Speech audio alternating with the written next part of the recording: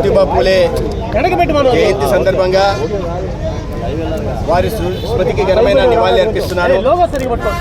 ఒక సామాజిక సంస్కర్త, ఒక రచయిత, 19వ దశాబ్దంలోనే దాదాపు 180 సంవత్సరాల క్రితమే నిత్య ప్రాముఖ్యతను గుర్తెరిగిన దార్శనికుడు ఆయన.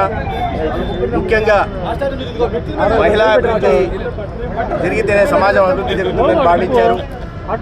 అందుకని మహిళలు విద్యకు దూరంగా పెట్టుతున్న ఆ రోజుల్లోనే మహిళా విద్య మీద, స్త్రీ విద్య మీద దృష్టి సారించి వారి కళాశాలలు ప్రారంభించి, ఆ కళాశాలలు ప్రారంభించడమే కాకుండా ఉపాధ్యాయురాలుగా సతీమణి సావిత్రిబాయి పూలేని ఆయన చదివించి ఉపాధ్యాయురాలుగా చేసి ఆనాడు అనేక మంది విద్యార్థులకి చదువు చెప్పిన దార్శనికుడు ఆయన. కేవలం విద్య మీద దృష్టి సారించడమే కాకుండా సమాజంలోని ఆర్థిక అసమానతలను తొలగించే దిశగా కూడా ప్రయత్నం చేశారు.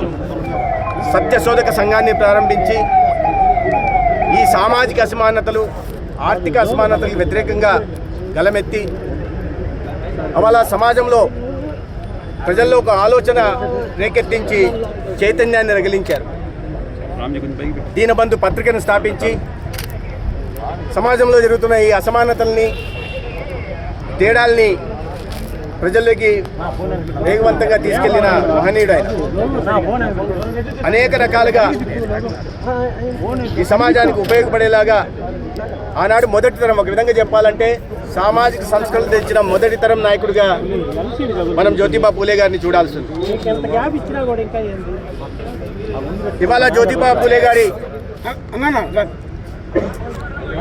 ఆశయాల్ని వారు చూపించిన మార్గంలో నడుస్తూ, వారి ఆశయాల్ని నెరవేరుస్తూ ఈ దేశ ప్రధాని నరేంద్ర మోడీ గారు ఇవాళ అణగారిన వర్గాలు, బలహీన వర్గాలకి ఇవాళ గుర్తింపు వచ్చిందంటే ఆనాడు జ్యోతిబా పూలే వేసిన పునాది కారణంగా, దాని కారణంగానే ఇవాళ ఒక టీ అమ్మే కుటుంబంలో పుట్టిన బలహీన వర్గానికి సంబంధించిన వ్యక్తి దేశ ప్రధానిగా 3 సార్లు వరుసగా గెలవడమే కాకుండా తను తీసుకొచ్చిన అనేక రకాలైన సంస్కరణల కారణంగా, విప్లవాత్మకమైన నిర్ణయాల కారణంగా, సాహసోపేతమైన చర్యల కారణంగా ఇవాళ ప్రపంచ నాయకుడిగా ప్రపంచం ముందు నిలబడున్నాడు.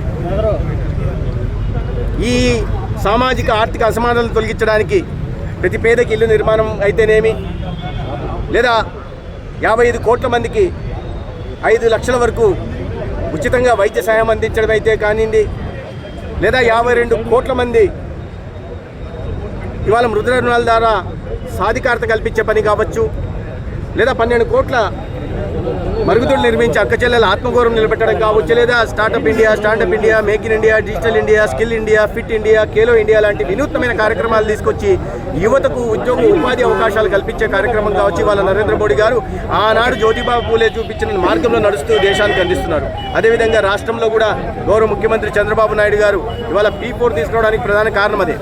పైన ఉంటున్న 10% మంది, అట్టడుగున ఉంటున్న 20% మందికి ఆనందంగా నిలవాలని, వారి జీవితాల్లో వెలుగులు నింపే ప్రయత్నంగా P4 తీసుకురావడం జరిగింది. ఇవాళ కేంద్రంలో ఎన్డీఏ ప్రభుత్వం, రాష్ట్రంలో ఎన్డీఏ ప్రభుత్వం ఈ అణగారిన బలహీన వర్గాలకు అండగా నిలుస్తూ అనేక రకాలైన కార్యక్రమాలు తీసుకురావడం జరుగుతుంది.